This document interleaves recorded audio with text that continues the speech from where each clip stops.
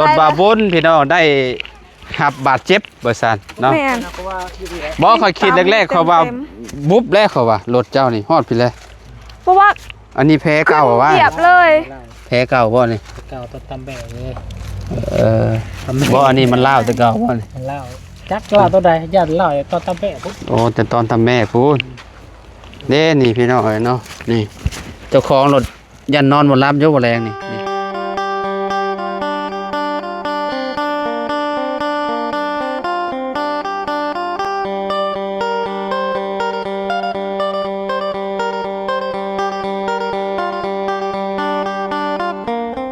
สบายดีสวัสดีพ่อแม่พี่น้อง FC เบิดสุขทุกคนเด้อบ่ว่าสิอยู่ในและก็ต่างประเทศเนาะก็ยินดีต้อนรับเข้าสู่ช่องบ่าวลาวสตูดิโอคือเก่าคือเดิมพี่น้องเนาะมื้อนี้พี่น้องเนาะเฮาก็ได้เข้ามาหาทางน้องป๊อปปี้พี่น้องเนาะหลังจากที่กลับบ้านกับซองไปแล้วก็บ่ได้เข้ามาหาน้องเพิ่นนะพี่น้องเนาะมื้อนี้มีโอกาสก็เข้ามาหามาเยี่ยมมายามทางน้องเพิ่นนำแล้วก็มาทำข่าวเนาะเรื่องเฮือนเรื่องซ่านเพิ่นนำพี่น้องว่าไปหอดสายแล้วพี่น้องเนาะทางเพื่อนน้องป๊อปพี่น้องเนาะทางทีมงานก็พากันเนาะซอยน้องเพิ่นเต็มที่แหละพี่น้องเนาะตอนนี้ก็ได้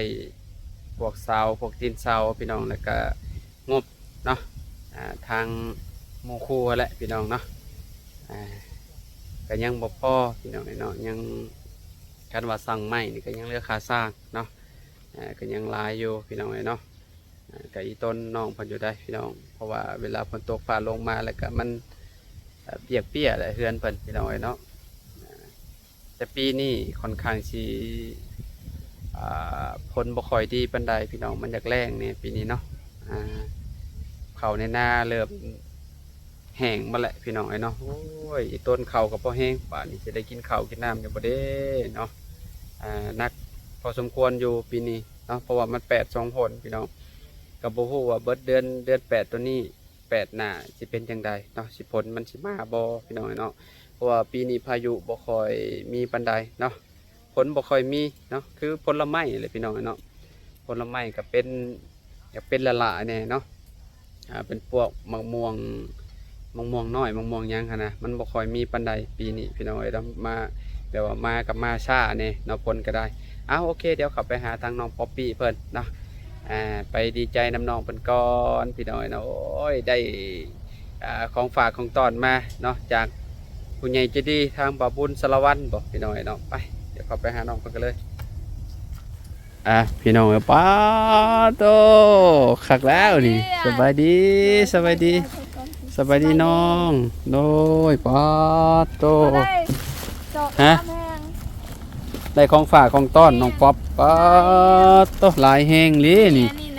เป็น10โปกินซ้ำสิกินบ่ดิเนาะลายแห้งแล้วก็โอ้ขออนุญาตเด้บ้านเจ้าห้องป้ายังน่ะปลาเสียเข้าปลาหวานบ่แม่นหรือว่าปลาหวานแต่ว่าภาษาค่อยหันเสียเข้าโอ้ห้องยากแท้เนาะมีผงชูรสน้ำอันนี้นะคือว่าใส่ลายแซ่บลายเขาสิลองใส่เบิ่งเพราะว่าเขาเห็นแต่เขาเจ้าใส่กินว่าเขายังไม่เคยของไทยได้นี่นะป๊อปเพราะว่าราชาชูรสเพราะว่าลูกเพิ่มบอกว่าเขาใส่ลายซ้ำใดก็คือว่าแซ่บลายใส่ลายผมล้นแม่นบ่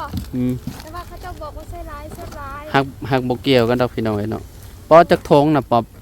เป็งนัวนะ4 ถุงมีอันนี้เป็นตั้ง10ปลาย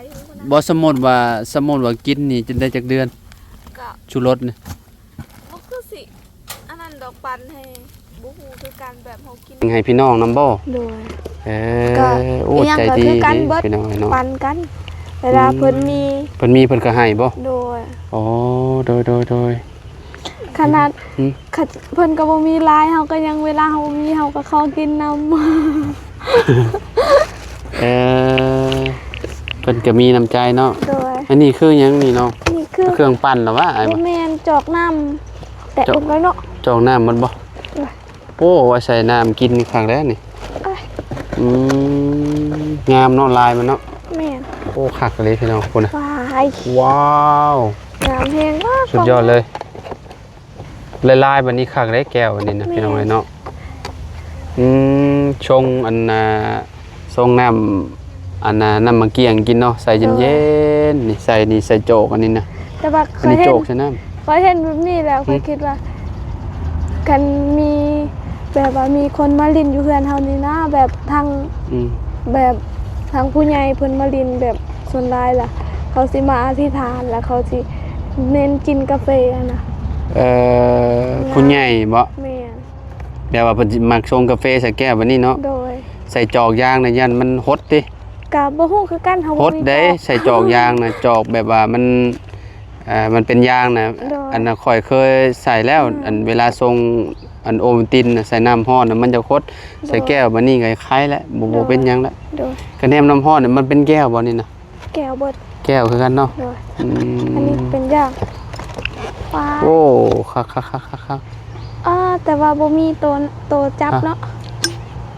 มีแต่เวลาเฮาเทน้ำเสร็จแล้วเฮาก็ปิดแล้วก็เทท่อออกนั่นน่ะ โดยงาม มี แฮง อยู่6ใบโอ้คักเก็บเมี่ยนอย่างดีเลยเอาไว้อัน ได้เนาะ แล้ววันเฮาอยากใช้ สิขึ้นเดือนไหม ฮะขึ้นเดือนใหม่สิเอาจองนี่บ่ แม่น เอ บ่ได้เนาะจะได้ขึ้นเดือนไหม โอ้จังหน่อยก็ได้จังหน่อยก็ได้ อันนี้ถ้วยเนาะ แม่นงามแฮง อ๋อสีแบบนี้พี่น้องใส่แจ่วโอ้ข้างได้นี่ เนาะ ใส่แจ่วแซ่บๆเนาะน้องปอมเนาะ แม่น โอ้คักพี่น้องเอ้ยเนาะ เขาเจ้ามีแก้วแบบนี้ถ้าเป็นคนอื่นเขาจะใส่ยังอะ อ๋ออันนี้แก้วเนาะเขาคิดว่าอันถ้วยใช่แล้ว แก้วมันเป็นถ้วย แก้วใส่กาแฟได้นี่ แม่นบ่ จิบแซ่บๆโดนนี่เย็นๆโดนนี่ แม่นบ่ อ่ะ เว้นใส่น้ำพริกสิ บ่อันนี้ใส่กาแฟก็ได้นี่จอกใส่กาแฟเด้เวลาเฮากินกาแฟสมมุติว่าเจ้ามากินกาแฟนะ เคยคิดว่าเขาใส่แก้วนี่แล้วใส่ผัก บ่แม่นเฮาวางเด้เฮาวางแก้วเป็นพวกขนมปังเฮาวางเช่นนี้ โดย นี่เฮากินขนมปังนะเฮาวางเช่นนี้ โดย คนในเมืองก็จะกินเด้บ้านนอกเฮาก็ใส่น้ำร้อน อันน้ำพริกบ่ได้ น้ำพริกที่ใส่ได้มันเป็นมือจับ บนถ้วย โมเมนต์ถ้วยอันนี้มันเป็นจอก จอกคือกัน จอกใส่กาแฟแม่นบ่ได้เมนถ้วยได้นี่น่ะ คือเป็นถ้วยใส่ บ่ แก้ว บ่ แรกๆข้อยก็คิดว่ามันเป็นอันนั้น นั่นเหรอ ที่แท้มันเป็นแก้วเฮาใส่อันชงกาแฟกินเด้ชงกาแฟกินยาม หลา เช้าย อันเลย แม่นมันมีหลายอันเลย โดย อืม โอ้ ป้อมแมทเพิ่นก็ฝากมาให้ขากเนาะ โดย แมทก็มี แม่ตัวนี้เขาเอิ้นอะไร แมท แม่ ผ้าปิดปาก โดย บ้านเจ้าห้องหยังซะ มุมเบ้า เบาะ มุมเบ้า โอมโบะ โดยมุมเบ้า ผ้าปิดปากหรือว่าภาษาไทยสิห้องแมท เมื่อกี้เคยจึงบอกเข้าใจก็คิดว่าเป็นเม็ดแทก บ่บุญเพิ่นว่านั่นได้ เอาบุญเพิ่นบอกว่าเป็นผ้าปาก ผ้าอัดปากแม่น โดย ภาษาลาวผ้าอัดปาก โดยสบู่ซันซิลยังไง รีจอย โดย หอมได้นี่น่ะ อันบอก โอ้กลินนี่คือแบบ เวลาเฮาสระผมนี่หอมแม่งมีห่อนี่นะ แม่บอก แบบว่าสระอะไรกลินหอมกุ๊บ แถมของไทยเนาะ แม่นของไทยเด้ โดย โอ้สุดยอดแล้ว มีสบู่น้ สบู่ก็มี ำโดย สบู่ยังคือคักได้นี่ อันนี้ก็แก้วลืมบอก จอกก็มีอันนี้ก็จอกคือกัน โดย เพราะแสดงว่าลายใบนี่ขึ้นเฮือนเจ้าพอดีเลยแม่นชุดลายแต่เขาสีนิ่นจิบกาแฟ ก็เจ้าจิบกาแฟโอ้ส สบู่ บู่อ่านดูอ่านให้ฟังดู อ่านบ่เป็น อ่านดูนักเรียน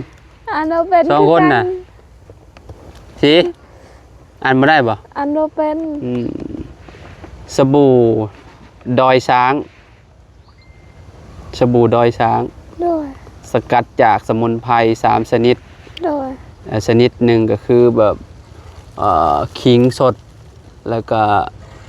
มันยังขมิ้นจากไร่โอ้แล้วก็มะนาวแท้100% เขาล้างหน้าก็ได้บ่ ใช้เบิ่งไอ้เบิ่งก่อนจะหน่อยไปล้างหน้าชิวจะขึ้นในงานเขาไปใช้วิธีใช่เลยวิธีใช้ วิธีใช้พอกสบู่บนผิวกาย และเปียกจนเกิดฟองรูปไหลให้ทั่ว แล้วล้างออกโมเมนได้ทาหน้าเด้อนี่บ่ได้ทาหน้าเด้อมีแต่เอาหุกกระโตเด้อยันจุมเจ้าเอาไปใส่อันทูหน้า ล้างหน้า แม่นล้างหน้าบ่ได้ล้างหน้าตัวนี้เอาหุกกระโต โดย บัดเอาไปรูปชนะเพราะว่าน้องป๊อปเป็นหยังว่า สบู่ตัวนี้เป็นให้ถูกาย โดย บริเวณอันนั้นบ คือ ริเว คิ ณ ดว่าเพิ่นมีหลอดเพิ่นบ่มีเนาะ ชื่อต่างหาก หรอ ชื่อมาต่างหากแม่น โดย ชื่อ โอ้งาม โอ้กระติก แม่น นี่ไป เวลา มาให้ ไป มาชวนโอ้ครั้งแล้วนี่ แม่น อ๋อเพิ่นคิดเห็นช่วงน้องป๊อปเป็นมาให้มาชวนเด้อถูกต้องแล้ว แม่น ใส่น้ำก้อนลงไปเนาะ โดย ใส่น้ำก้อนมันคือสิอยู่ทนอยู่พี่น้องเอ้ยเนาะแบบว่าเฮาใส่แล้วก็ปิดเมียน เย็นจะจ่วยแล้วนี่มันจะกินโอ้คัก เนาะ มีไข่นำแต่เลย ไข่นี่บำรุงแล้วนี่ โดย บำรุงน้องป๊อปไม่แข็งแห้ง ไก่น้องปอบกินนี่ยังบ่ได้ช่วงนี้นะ ฮะน้องป๊อปเป็นยัง น้องปอบกินยาดีลูกค้าว แม่นบ่ โดย โอ้โดย น้องปอบสิกินได้แต่ปลาแห้ง ประหยัดโมเมนต์คาลัม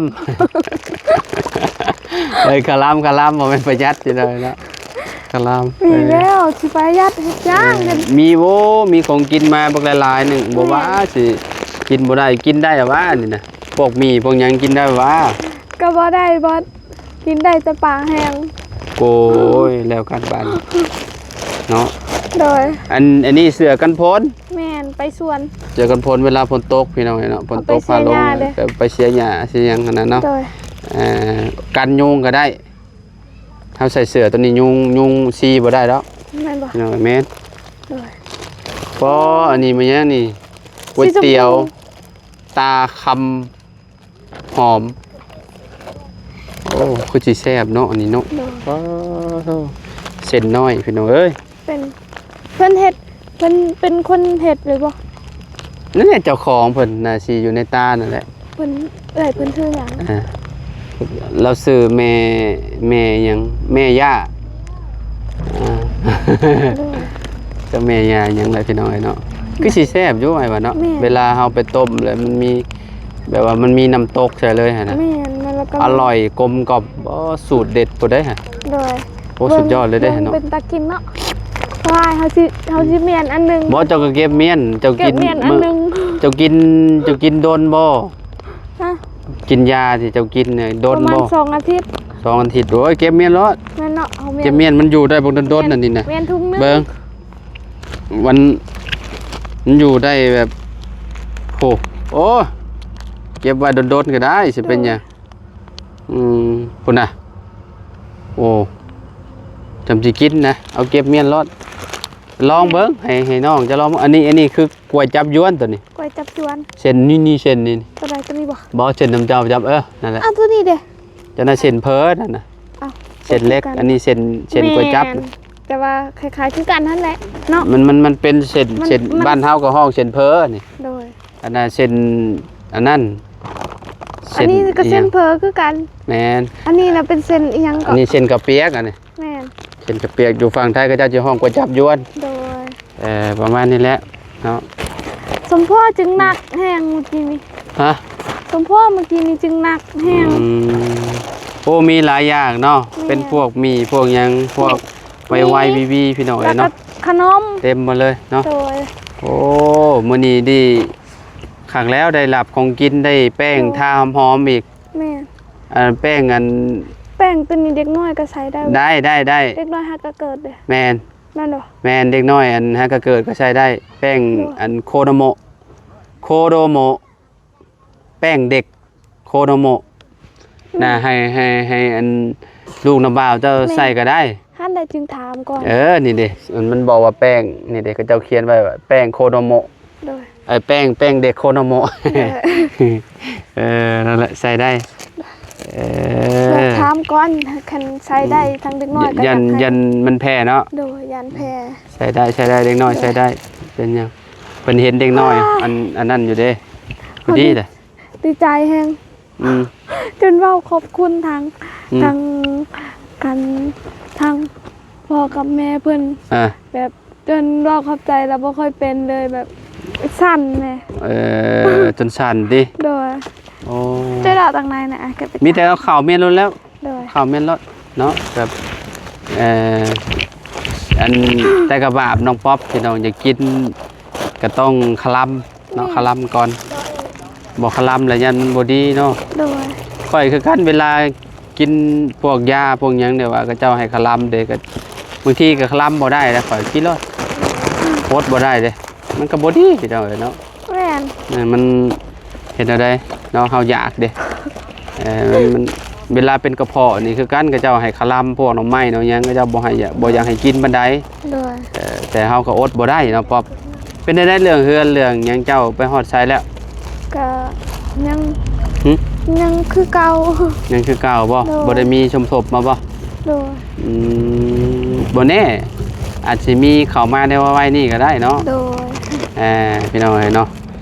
ทางน้องป๊อปปี้พี่น้องเนาะเพื่อนน้องเพิ่นก็ยังอยู่คือเก่าคือเดิมอยู่พี่น้องยังบ่ได้มีความคืบหน้าไม่ยังก็บ่ฮู้ว่าทางหมู่ครูเพิ่นสิสร้างมื้อใดเนาะหรือว่าเก็บเงินเมียนก่อนบ่พี่น้องเนาะคันว่าสั่งมาก็มันยังบ่ได้เฮ็ดเด้พี่น้องเนาะก็ต้องได้เอาไปเข้าอันนั้นเมียนก่อนกองตารางก็เต็มแล้วเฮือนเราเนาะสมมุติว่าสั่งมานะพี่น้องเนาะมันบ่มีบ่อนเก็บเด้ยังบ่มีค่าสูงค่าสร้างเด้ค่าสร้างนี่ก็ต้องหลัก20ไปล้านกันไปเนาะประมาณนั้นแหละพี่น้องก็ทางทีมงานบ่ฮู้ว่าสิล้มกันจังได๋แหละอันนี้เนาะก็ไปเรื่อยๆเนาะซอยน้องเพิ่นพี่น้องเนาะแล้ว FC หลายคนก็เพิ่นอยากให้น้องป๊อปอันนั้นพี่น้องได้เฮือนเนาะเจ้าก็ไปเยี่ยมอยู่บ่หมู่เจ้าน้องอ้อยนะยังบ่ได้ไปตั้งแต่เพิ่นออกของหมอยังบ่ได้ไปเทื่อเพราะว่า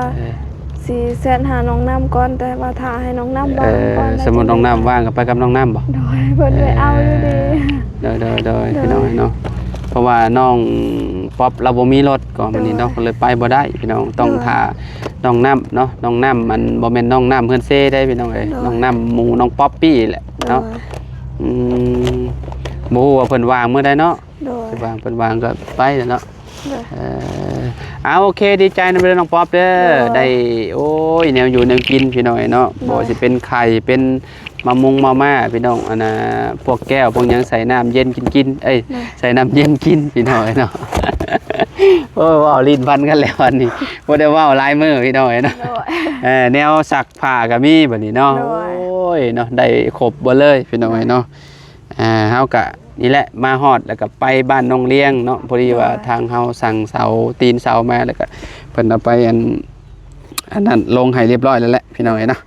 โอเคอยู่ดีมีแฮงพอกันไปเอามักนัดไอ้ก้อนไปมักนัดใช้มักนัดอยู่บ่ทันมักนัดอยู่ใช้นะมักนึงสุกแล้วบ่แม่นโอ้ได้ของฝากแล้วใส่ได้มักนัดแล้วบัดนี้น้องป๊อปสิเอามักนัดให้แล้วบ่บุญเอ้ยโอ้ยไปเอาสบายดีเด้อสบายดีได้แพ้บ่ได้เด้อจอนนี่นอนบ่หลับแล้วใครเนาะมันอยากสำนี่นะโอ้ยคันว่ามันบุ่มเขาเจ้าแห้งสินอนบ่หลับเบิดคืนแล้วเขาว่าค่อยคิดว่าไอ้เพิ่นเห็นแล้วรถบาบุญพี่น้องได้รับบาดเจ็บบ่ซั่นเนาะบ่ค่อยคิดแรกๆเขาว่าบุบแรกเขาว่ารถเจ้านี่ฮอดพี่เลยเพราะว่าอันนี้แพ้เก่าว่าเทียบเลยแพ้เก่าบ่นี่เก่าตำแบะเลยบ่อันนี้มันลาวแต่เก่าบ่นี่มันลาวจักลาวตัวใดญาติลาวตอนตำแบะพุ่นโอ้แต่ตอนตำแม่พุ่นเด้นี่พี่น้องเนาะนี่เจ้าของรถยันนอนบ่หลับอยู่บ่แรงนี่ถึกมองอันนี้มองบางโคนพอดีเลยเด้พี่น้องเนาะใช่โอ้ตอนนี้แหละเสะนี่โอ้แม่นนี่ตอนนี้แหละมื้อนี้แหละนี่แผลนี่ยันมันตุบแล้วมันตุบแล้วมันยุบเข้าไปเลยมีรอยบาดเลยบาดมันถือตัวนี้ก่อนเนาะแม่นมันถือตัวนี้ก่อนนี่เด้ใช่บนนั่นบ่ฮู้ว่าไปถือหยังนี่ถือบ่แต่โดนแล้วนี่นะแต่โดนแล้วช่วยก้นเขานี่นะผู้ว่าแล้วหนักหลบพี่น้องไปโคเมอร์บ่ตีแล้วพี่น้องนี่ ถวนี้ก็จนขาวนี่เนาะไปชุยเอาหมองเอิ้นนี่แบะนี่โอ้ยพี่น้องเอ้ยเนาะเอา แล้วมันดอกแห้งเบิ่ง ไปแฮงเบิ่งเจ้าแฮงสิ แห้งเบิ่งเสียใจ ใช้ไปใช้อยู่ใช้โอ้แม่นบ่ของเจ้า แม่น โอ้ย sáng có chị cặp lên một xì kìa ปะตูนกินหมากอันนี้เด้อกินหมากนัดน้ำร้องป๊อปปี้เพิ่นเอาเมียนให้กินเลยบ่ใช้ป๊อปปาโทสุกแล้วเนาะ rồi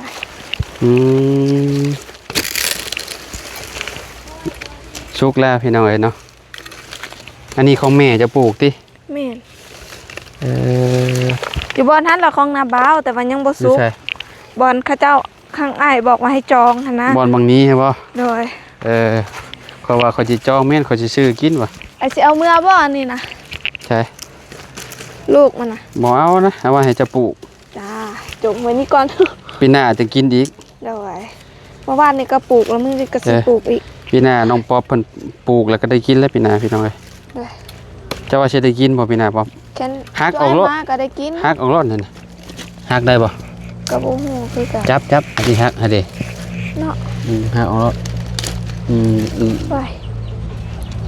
บาดมือเลยเนาะ เลย หวานอยู่บ่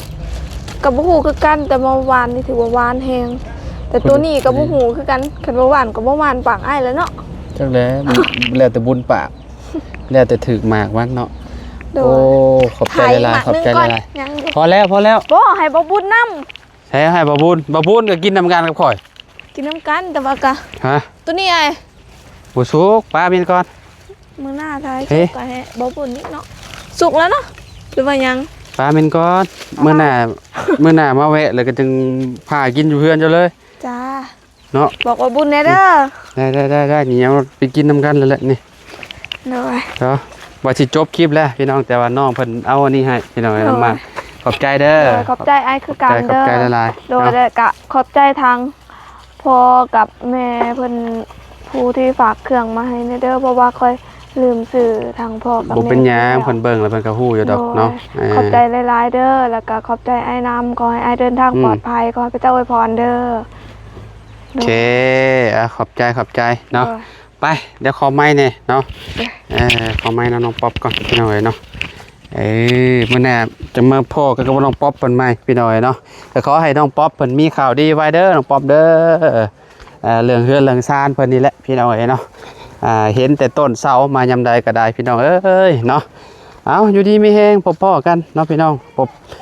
คลิปหน้าเด้อพี่น้องเด้อสำหรับคลิปนี้เนาะขอตัวแล้วสบายดีพบกันใหม่